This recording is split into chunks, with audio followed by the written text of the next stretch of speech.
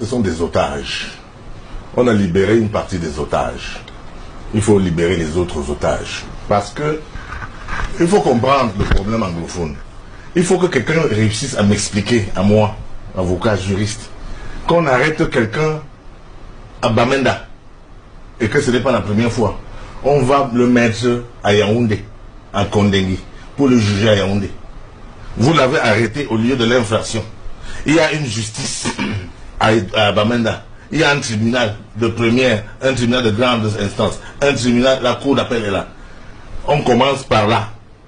Vous enlevez les gens là où ils ont commis l'infraction, vous les amenez. Je dis que ce sont des otages. Et ce n'est pas la première fois. Chacun se souvient, il y a quelque temps, on avait arrêté les Sama Francis et un autre groupe dans les années 90 et on les avait toujours amenés à Yaoundé. Donc, Yaoundé considère que Bamenda, c'est un territoire étranger.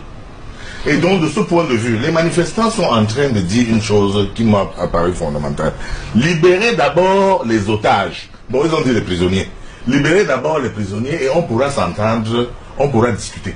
Mais en réalité, ce sont des otages qui sont là pour faire monter les enchères. Et moi, je pense qu'il y a une chose qui est claire.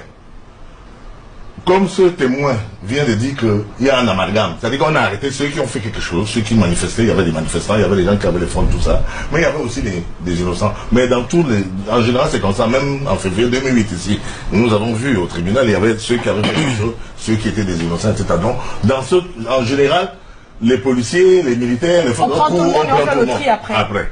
Donc, franchement, je pense que si le gouvernement veut le dialogue, il faut d'abord chercher à apaiser. Et le langage du président n'a pas été apaisant. Mais l'honorable Marlise vient de vous dire une chose qui me paraît